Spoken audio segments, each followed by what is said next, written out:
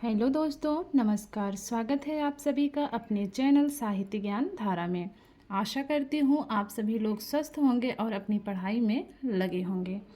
तो कवियों की श्रृंखला में बिना किसी देरी के हम सभी लोग देखते हैं आज हजारी प्रसाद द्विवेदी जी के बारे में। आचार्य हजारी प्रसाद द्विवेदी का जन्म सन 1907 को आरद दुबे का छपरा बलिया उत्तर प्रदेश में हुआ।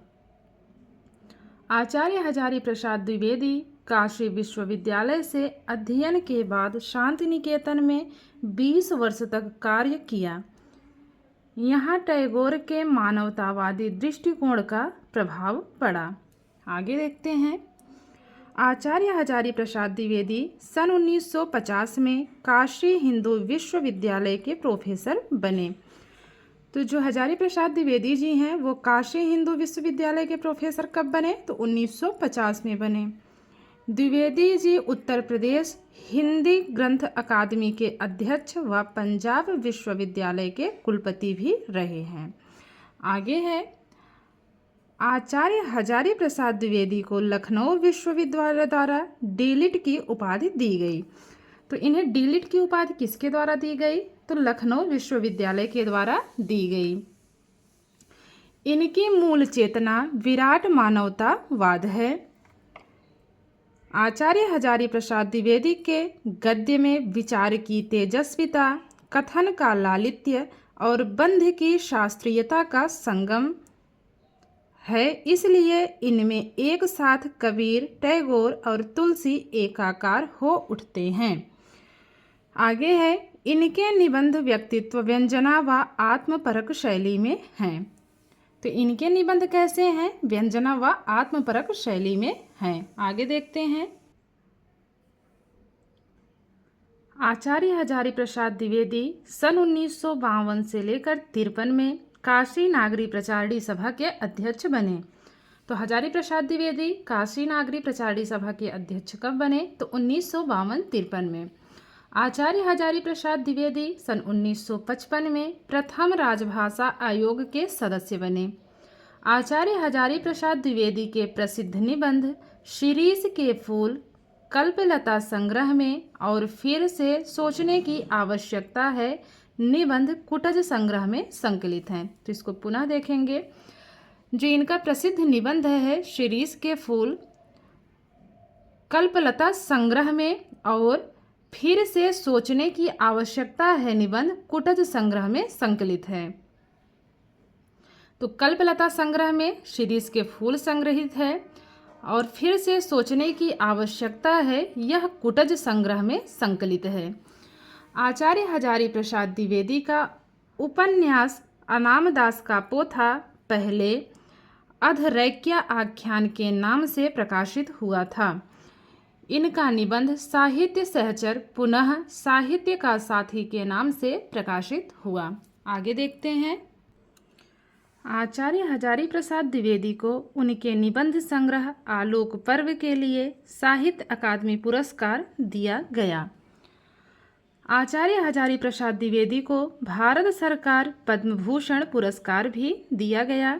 आगे बात करते हैं निबंध संग्रह की। तो इनके निबंध संग्रह कौन कौन से हैं? अशोक के फूल 1948 ईस्वी, इसमें 21 निबंध हैं।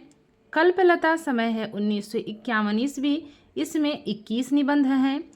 विचार और वितर्क 1957 ईस्वी, दूसरी बार 1959 में प्रकाशित, इसमें कुल कितने निबंध हैं? तो 49 निबंध हैं। कुटज में 1964 ईस्वी की रचना है, 16 निबंध संकलित हैं।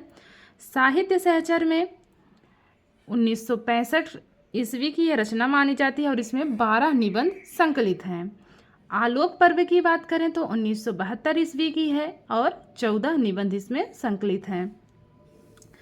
तो अशोक के फूल 21 निबंध, कल्पलता 21 निबंध, विचार और वितर्क, तो इसका जो है प्रकाशन एक बार 1957 में हुआ था और दूसरी बार 1959 में हुआ इसका प्रकाशन, और इसमें कुल निबंधों की संख्या 49 थी। कुटज की बात करें तो इसमें 16 निबंध हैं। साहित्य सहचर में 12 निबंध हैं। आलोक पर्व में कुल 14 निबंध संकलित हैं। तो इस बात का विशेष ध्यान रखेंगे। इनके जितने निबंध संग्रह हैं उसमें जो है कितने कितने निबंध संकलित हैं, तो इसका विशेष ध्यान रखेंगे। आगे देखते हैं उपन्यास के बारे में। बाणभट्ट की आत्मकथा, चारु चंद्रलेख, पुनर्नवा, अनामदास का पोथा। उपन्यास इनके क्या कौन कौन से हैं? तो बाणभट्ट की आत्मकथा, चारु चंद्रलेख, पुनर्नवा, अनामदास का पोथा।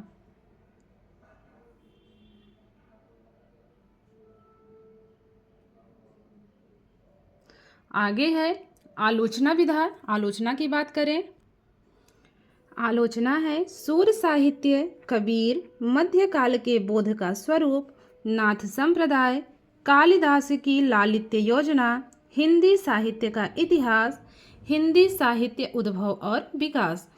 तो ये सारी की सारी आलोचनाएं किसकी हैं? तो हजारी प्रसाद द्विवेदी जी की हैं। पुनः देखते हैं, सूर साहित्य, कबीर, मध्यकाल के बोध का स्वरूप, नाथ संप्रदाय, कालिदास की लालित्य योजना, हिंदी साहित्य का इतिहास, हिंदी साहित्य उद्भव और विकास।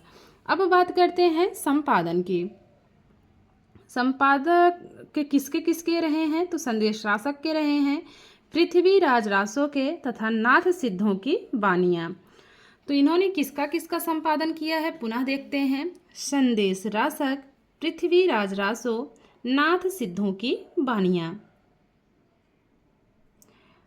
तो हजारी प्रसाद क्या करते हैं? पृथ्वीराज का संदेश लेकर कहाँ जाते हैं? नाथ सिद्धों के पास जाते हैं। तो इस प्रकार तीनों कनेक्ट हो गया। अब बात करते हैं इनकी प्रसिद्ध पंक्तियों की। मैं इस्लाम के महत्व को भूल नहीं रहा हूँ, लेकिन जोर देकर कहना चाहता हूँ कि अगर इस्लाम ना भी आया होता तो भी यह साहित्य 12 आना वैसा ही होता जैसा आज है। तो ये पंक्ति किसकी है? ये महत्वपूर्ण कथन किसका है? तो हजारी प्रसाद द्विवेदी का है। और ये बहुत ही महत्वपूर्ण कथन इनका है, परीक्षा में पूछा जाता है। अब बात कर लेते हैं इनसे बनने वाले महत्वपूर्ण प्रश्नों के बारे में। पहला प्रश्न है, आचार्य रामचंद्र शुक्ल की स्थापनाओं को चुनौती देने वाले प्रथम आलोचक कौन थे? ऑप्शन हैं doctor Ramkumar Verma, doctor Nagendra, Hazari Prasad Dwivedi, doctor Vishwanath Prasad Mishra. तो इसमें जो सही कथन है वो ये जो है, इसके प्रथम आलोचक कौन माने जाते हैं? तो हजारी प्रसाद द्विवेदी माने जाते हैं। तो तीसरा वाला ऑप्शन बिल्कुल सही है। अगला प्रश्न है, हजारी प्रसाद द्विवेदी ने हिंदी का प्रथम कवि किसे माना है? आपके सामने विकल्प है अब्दुल रहमान, शालिभद्र सूरी, सरहपा और स्वयंभू। तो हजारी प्रसाद द्विवेदी ने हिंदी का प्रथम कवि माना है तो अब्दुल रहमान को माना है। अगला प्रश्न है,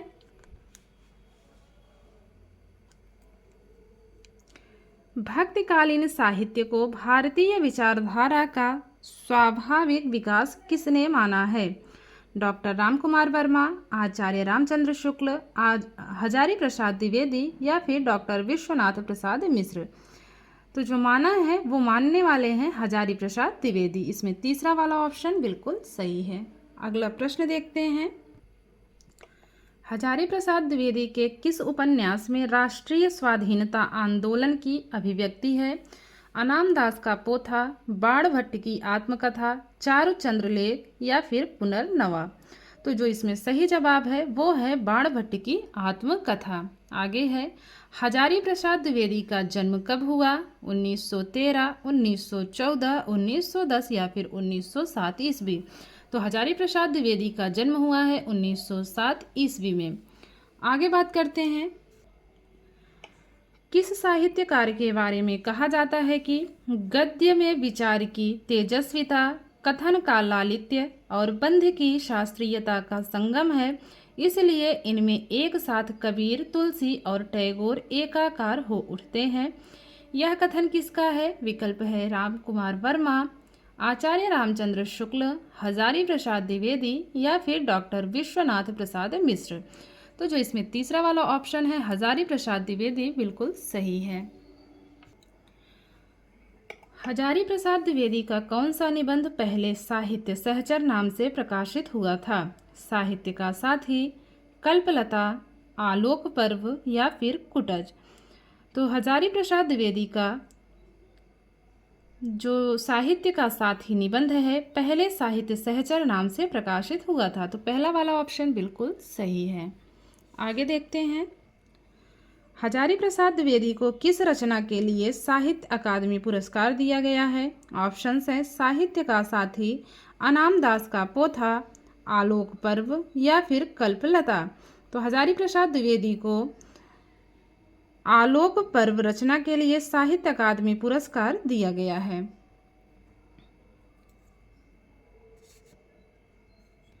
अगला प्रश्न है, इसमें बताना है आलोक पर्व का प्रकाशन वर्ष 1961, 1972, 1963 या फिर 1965। तो जो इसमें 1972 है, दूसरा वाला विकल्प बिल्कुल सही है। अगला प्रश्न है, हजारी प्रसाद द्विवेदी का जन्म कहाँ हुआ? दूबे का छपरा, बलिया उत्तर प्रदेश, सिंगरौली फतेहपुर उत्तर प्रदेश, अलीगढ़ उत्तर प्रदेश या फिर डुमराव मऊ मध्य प्रदेश? तो जो इसमें पहला वाला ऑप्शन है दूबे का छपरा, बलिया उत्तर प्रदेश, बिल्कुल सही है। अगला प्रश्न है, हजारी प्रसाद द्विवेदी काशी हिंदू विश्वविद्यालय के प्रोफेसर कब बने? 1954, 1950, 1952 या फिर 1953? तो 1950 ईस्वी बिल्कुल सही जवाब है। अगला प्रश्न देखते हैं, किस विश्वविद्यालय में हजारी प्रसाद द्विवेदी कुलपति भी रहे हैं? जोधपुर विश्वविद्यालय, लखनऊ विश्वविद्यालय, पंजाब विश्वविद्यालय या इनमें से कोई नहीं? तो तीसरा वाला ऑप्शन पंजाब विश्वविद्यालय बिल्कुल सही उत्तर है। आगे चलते हैं, हजारी प्रसाद द्विवेदी को डीलिट की उपाधि किस विश्वविद्यालय से प्राप्त हुई? जोधपुर विश्वविद्यालय, लखनऊ विश्वविद्यालय, पंजाब विश्वविद्यालय या फिर कोई नहीं? तो दूसरा वाला ऑप्शन लखनऊ विश्वविद्यालय बिल्कुल सही है। अगला प्रश्न है, हजारी प्रसाद द्विवेदी के साहित्य में मूल चेतना है? सूक्ष्म मानव, सर्वोत्तम हितवाद, विराट मानवतावाद या फिर अंतर्दर्शन? तो इसमें तीसरा वाला ऑप्शन बिल्कुल सही है, विराट मानवतावाद। आगे देखते हैं, हजारी प्रसाद द्विवेदी के अधिकतर निबंध किस शैली में हैं? व्यंजना, आत्मपरक, माधुर्य या फिर सभी? तो इनमें से सभी जो ऑप्शन है बिल्कुल सही हैं, तो उपर्युक्त सही होगा। अगला प्रश्न है, हजारी प्रसाद द्विवेदी काशी नागरी प्रचारणी सभा के अध्यक्ष कब बने? 1951, 1952, 1955 या फिर 1956? तो 1952 बिल्कुल सही जवाब है। बढ़ते हैं अगले प्रश्न की ओर, हजारी प्रसाद द्विवेदी राजभाषा आयोग के सदस्य किस वर्ष में रहे थे? 1960, 1965, 1955 या फिर 1950? तो जो सही जवाब है वो है 1955। अगला प्रश्न है, भारत सरकार द्वारा हजारी प्रसाद द्विवेदी को पद्म भूषण पुरस्कार कब दिया गया? 1960, 1957, 1955 या फिर 1950? तो 1957 वाला ऑप्शन बिल्कुल सही है। हजारी प्रसाद द्विवेदी के जीवन पर लिखित रचना शांति निकेतन से शिवालिक का संपादन किसने किया? विश्वनाथ प्रसाद तिवारी, शिव प्रसाद सिंह, विश्वनाथ त्रिपाठी या फिर नामवर सिंह? तो जो इसमें सही जवाब है वो है शिव प्रसाद सिंह। अगला प्रश्न है, हजारी प्रसाद द्विवेदी के साहित्यिक जीवन से संबंधित दूसरी परंपरा की खोज पुस्तक किसने लिखी? विश्वनाथ प्रसाद तिवारी, शिव प्रसाद सिंह, विश्वनाथ त्रिपाठी या फिर नामवर सिंह? तो जो दूसरी परंपरा की खोज पुस्तक है वो लिखने वाले हैं नामवर सिंह। अगला प्रश्न है, हजारी प्रसाद द्विवेदी नामक समालोचना किसने लिखी? विश्वनाथ प्रसाद तिवारी, शिव प्रसाद सिंह, विश्वनाथ त्रिपाठी या फिर नामवर सिंह? हजारी प्रसाद द्विवेदी नामक समालोचना लिखने वाले विश्वनाथ प्रसाद तिवारी थे, तो पहला वाला ऑप्शन बिल्कुल सही है। अगला प्रश्न है, हजारी प्रसाद के जीवन पर व्योमकेश दरवेश नाम से आलोचना किसने लिखी? विश्वनाथ प्रसाद तिवारी, शिव प्रसाद सिंह, विश्वनाथ त्रिपाठी या फिर नामवर सिंह? तो व्योमकेश दरवेश नाम से आलोचना लिखने वाले विश्वनाथ त्रिपाठी हैं। अगला प्रश्न है, आचार्य हजारी प्रसाद द्विवेदी की जय यात्रा नामक पुस्तक के संपादक कौन थे? विश्वनाथ प्रसाद तिवारी, शिव प्रसाद सिंह, विश्वनाथ त्रिपाठी या फिर नामवर सिंह? तो इसमें जो सही जवाब है वो है नामवर सिंह। आचार्य हजारी प्रसाद द्विवेदी व्यक्तित्व और कृतित्व नामक आलोचना के संपादक कौन हैं? डॉक्टर व्यासमणि त्रिपाठी, शिव प्रसाद सिंह, विश्वनाथ त्रिपाठी या फिर नामवर सिंह? तो जो सही जवाब है इसमें डॉक्टर व्यासमणि त्रिपाठी सही है। अगला प्रश्न है, हजारी प्रसाद द्विवेदी समग्र पुनरावलोकन नामक समालोचना के संपादक कौन हैं? डॉक्टर व्यासमणि त्रिपाठी, चौथी राम यादव, विश्वनाथ त्रिपाठी या फिर नामवर सिंह? तो जो दूसरा वाला ऑप्शन है चौथी राम यादव बिल्कुल सही है। बात करें अगले प्रश्न की, हजारी प्रसाद द्विवेदी की समस्त रचनाएं कितने भागों में प्रकाशित हुई हैं? 11, 10, 9 या फिर 8? तो इनकी समस्त रचनाएं 11 भागों में प्रकाशित हुई हैं। हजारी प्रसाद द्विवेदी का प्रथम निबंध संग्रह है अशोक के फूल, विचार और वितर्क, कल्पलता, कुटज। तो इनका जो प्रथम निबंध संग्रह है वो है अशोक के फूल। अगला प्रश्न है, अशोक के फूल निबंध संग्रह कब प्रकाशित हुआ? 1944, 1948, 1946 या फिर 1943?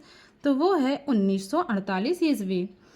कल्पलता निबंध संग्रह कब प्रकाशित हुआ? 1951, 1952, 1955 या फिर 1956? तो कल्पलता निबंध संग्रह प्रकाशित कब हुआ? तो 1951 ईस्वी में।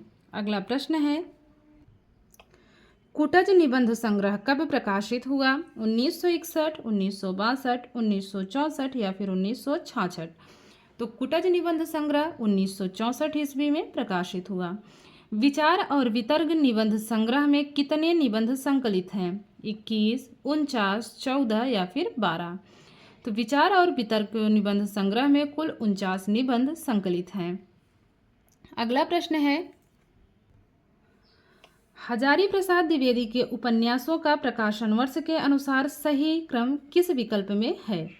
बाणभट्ट की आत्मकथा, चारु चंद्रलेख, पुनर्नवा? तो इसको सही क्रम में लगाना है, तो सही क्रम इसका क्या होगा देख लेते हैं। तो जो सही विकल्प है इसमें वो है पहला वाला ही है।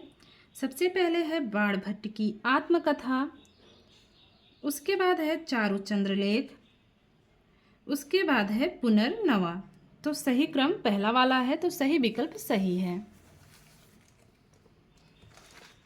तो ये पहला वाला ही विकल्प इसमें क्या है, सही है। आगे देखते हैं, बाणभट्ट की आत्मकथा उपन्यास का प्रकाशन कब हुआ? 1944, 1948, 1946 या फिर 1943? तो जो इसमें सही जवाब है वो है 1946 ईस्वी। अगला प्रश्न है, चारु चंद्रलेख उपन्यास का प्रकाशन कब हुआ? 1961, 1962, 1963 या फिर 1966? तो जो सही जवाब है इसमें वो है 1963 ईस्वी। अनामदास का पोथा उपन्यास का प्रकाशन कब हुआ? 1943, 1963, 1973 या फिर 1976? तो जो 1976 इसमें है बिल्कुल सही है।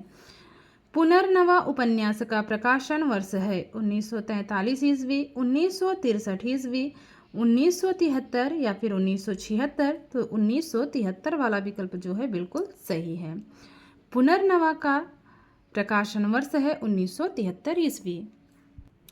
अगला प्रश्न है, हिंदी साहित्य का आदिकाल पुस्तक का रचना काल है 1944, 1940, 1942 या फिर 43? तो हिंदी साहित्य का जो आदिकाल पुस्तक है उसका समय माना जाता है 1940 ईस्वी। इनमें से कौन सी आलोचना हजारी प्रसाद द्विवेदी द्वारा रचित नहीं है? ऑप्शंस देखते हैं पहले।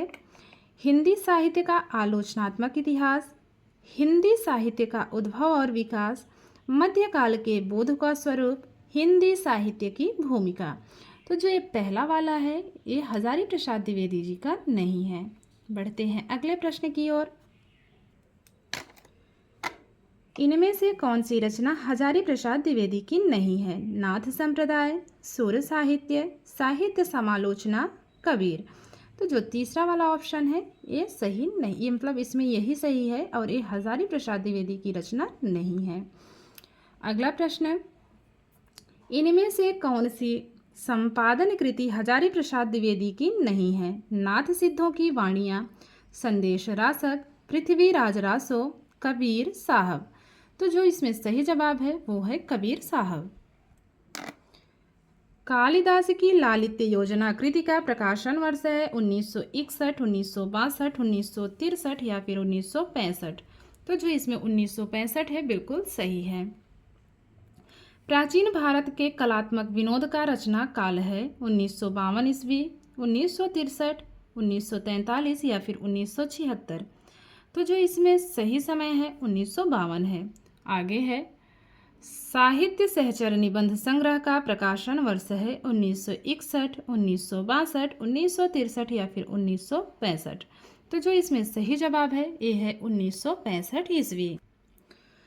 कल्पलता निबंध संग्रह में कितने निबंध हैं? 21, 49, 14 या फिर 12। तो इसमें कुल 12 निबंध जो है इसमें कुल 12 निबंध संकलित हैं। किसमें? कल्पलता निबंध में।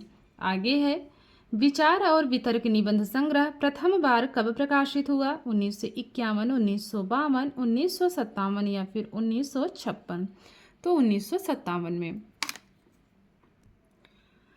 अशोक के फूल निबंध संग्रह में कितने निबंध संकलित हैं? 21, 49, 14 या फिर 12। तो इसमें जो सही जवाब है अशोक के फूल निबंध संग्रह में कुल 21 निबंध संकलित हैं। हजारी प्रसाद द्विवेदी का निधन कब हुआ? 1979, 1982, 1985 या फिर 1986। तो जो इसमें सही जवाब है वो है 1979 ईस्वी। पहला वाला ऑप्शन बिल्कुल सही है। तो आशा करती हूँ आज की वीडियो आप लोगों को अच्छी लगेगी। हजारी प्रसाद द्विवेदी जी के बारे में जितनी भी तथ्यात्मक जानकारी थी और जो भी इनसे प्रश्न बनने जैसे थे वो आज हम लोगों ने देख लिया, पढ़ लिया। मिलते हैं कवियों की श्रृंखला में एक और कवि के साथ। तब तक के लिए सभी को जय श्री कृष्णा, जय श्री सीताराम, नमस्कार।